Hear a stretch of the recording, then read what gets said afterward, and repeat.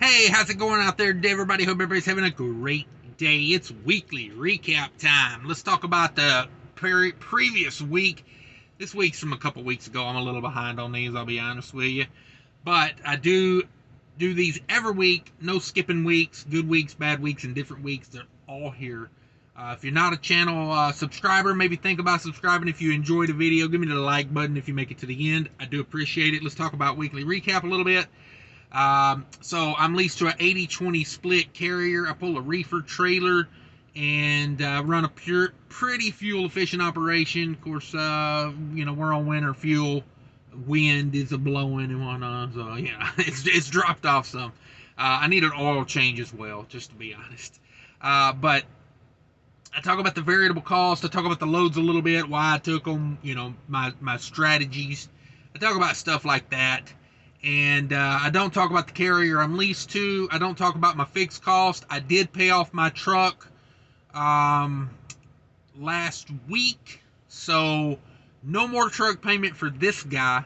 No more truck payment for this guy, thankfully. Oh my God, I'm so happy. I made a lot of double payments in there. I had a 36-month note.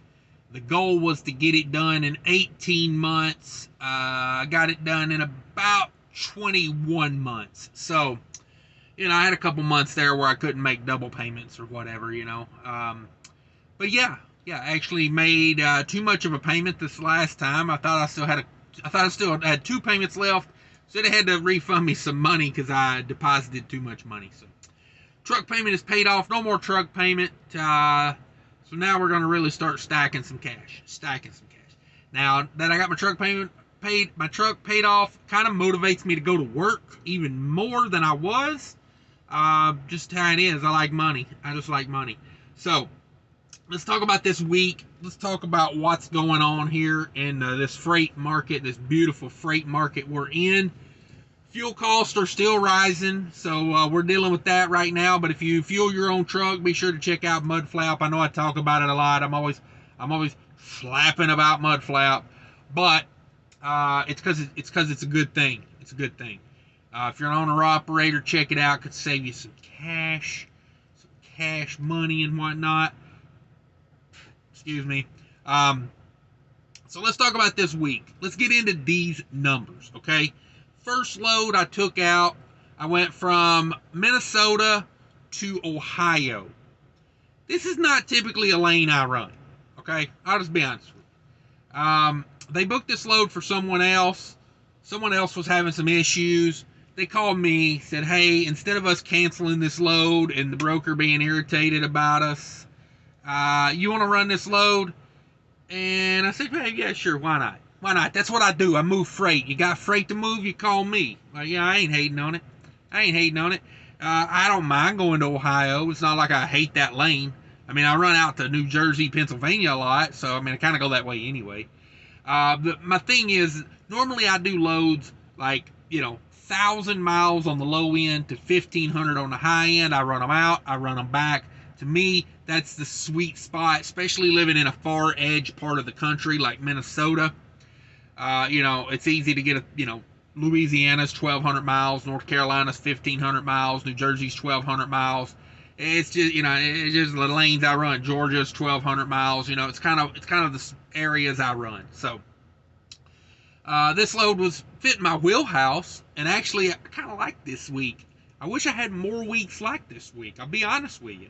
I left out on I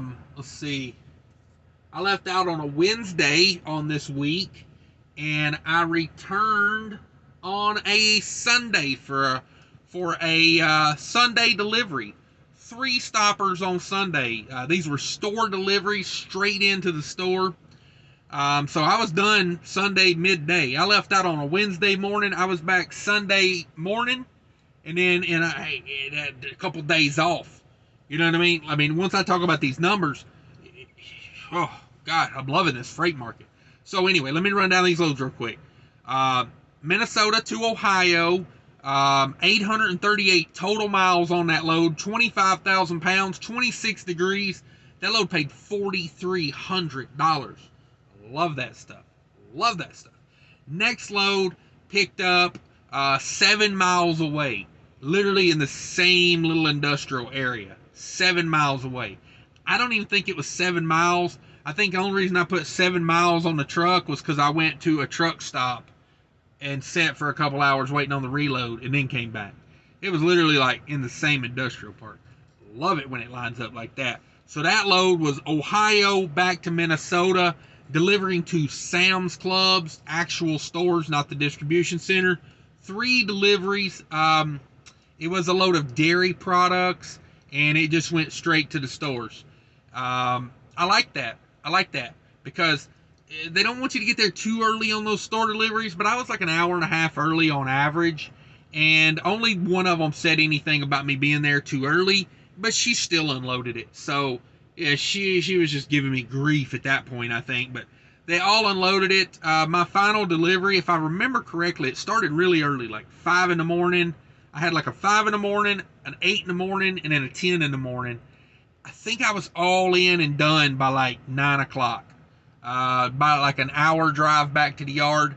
The bummer was one of the deliveries was literally like 5 miles from the yard, and then I had to drive 60 miles away to go make another delivery and come back. But if that's all I got to complain about on this week, we okay. That load back to Minnesota was 816 all-in miles on that one. 40,000 pounds of dairy, 32 degrees. Nothing to it. It did snow in Minnesota, and that morning, making those 3 deliveries, a little slick. Like the store parking lots were slick. The roads were good. The store parking lots were slick. More of me walking in them than driving the truck in them. Almost took a slip and fall.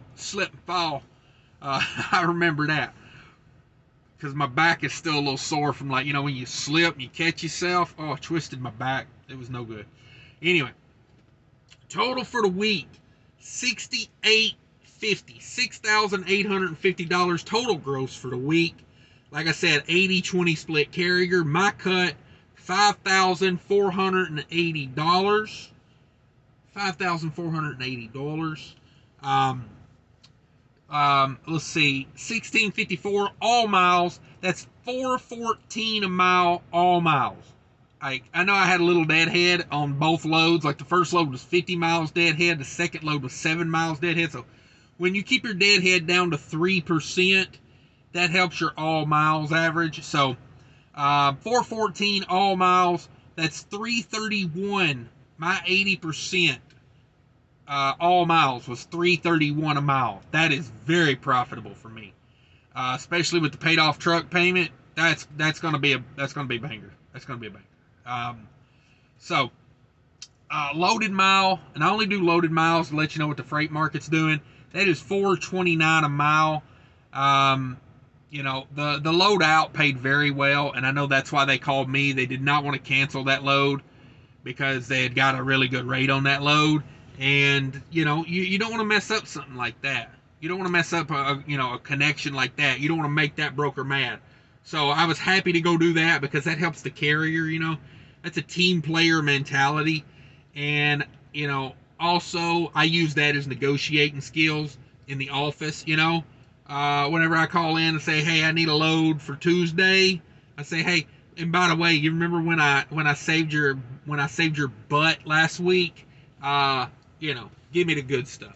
Give me the top, I don't know if it does me any good, but I do bring it up. You know what I mean?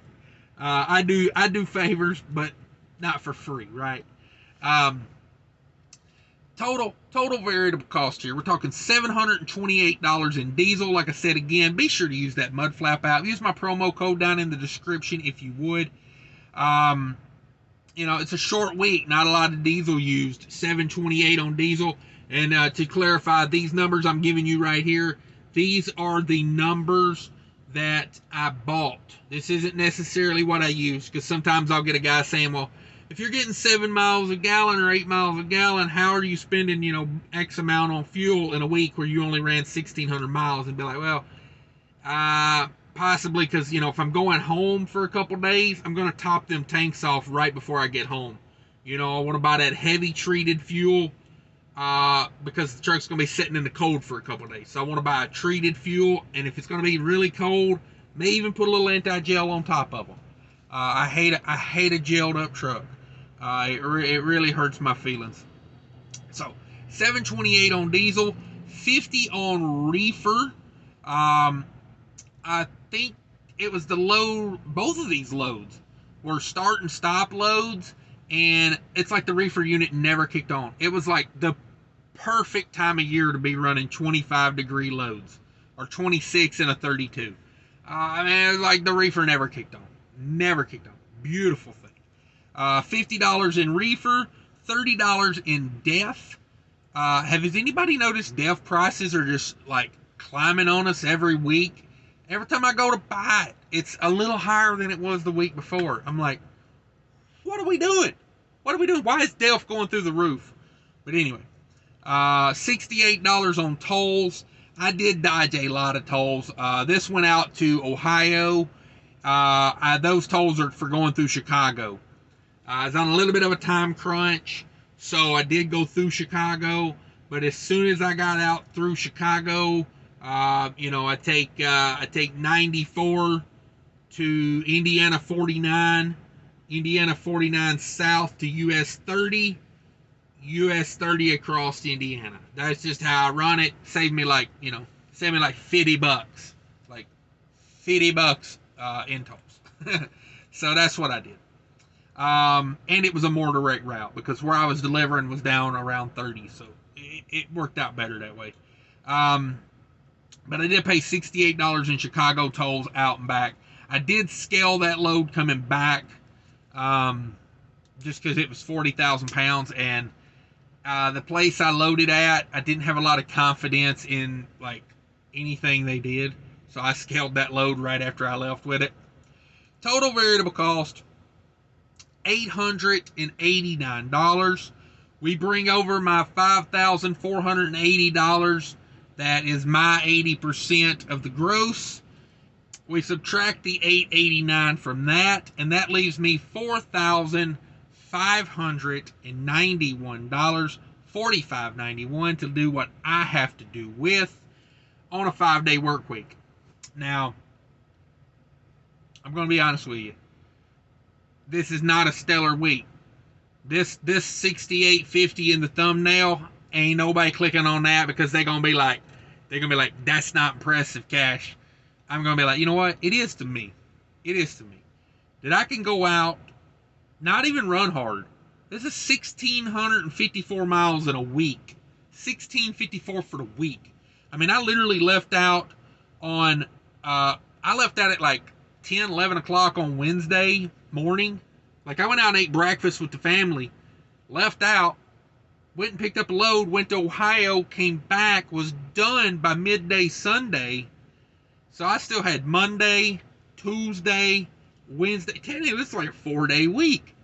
I mean, if you take the time, that's probably 3 full days off to the next Wednesday at midday.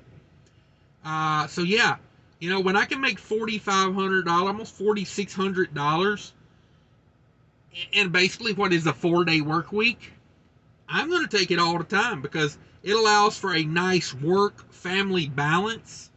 And, I probably, I'm trying to stack cash right now, so I probably wouldn't want this every week, but around the holidays, it's nice. It's nice. It is. You get a little extra time at the house. It's winter, I don't like to push it hard in winter. That's why I work hard in the spring and the summer. And into the fall, if you guys haven't noticed, I put in a lot of miles during that time because the winter, a little rough to be trucking sometimes, with the weather. So I like to take more time off in the winter. Of course, this time of year, everybody's wanting to take more time off, or seems that way. Not, I don't know what you're doing exactly, but for me, I like to take a little extra time off during this time of year. It's a good time to get my paperwork and my taxes and everything all wrapped up for the end of the year. Reflect on the year. You know what I mean? Like, I like to meditate and think about the new year. What's next year going to bring? Well, set my business plan up for the next year. I'm working on that right now. I like to And a little business tip for you here. Uh, always write down your long-term and your short-term and your mid-term goals.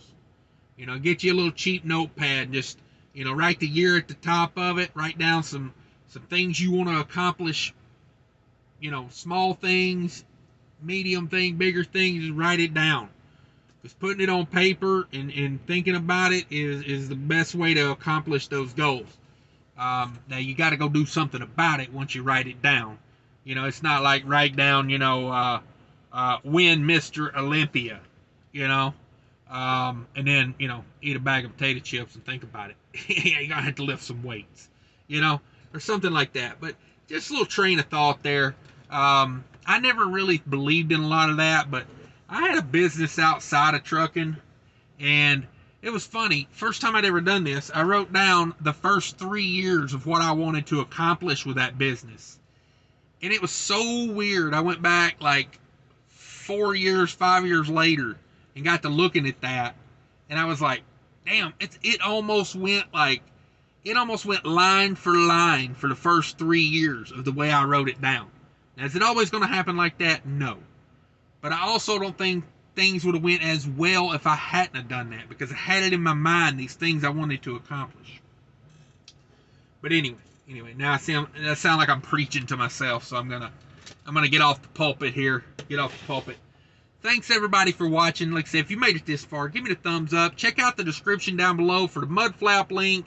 There's merch tent down there. If you want to buy some cash merch, I got stickers and stuff in now. Check it out. Just all kind of fun stuff down there. Amazon affiliate links on some of my videos.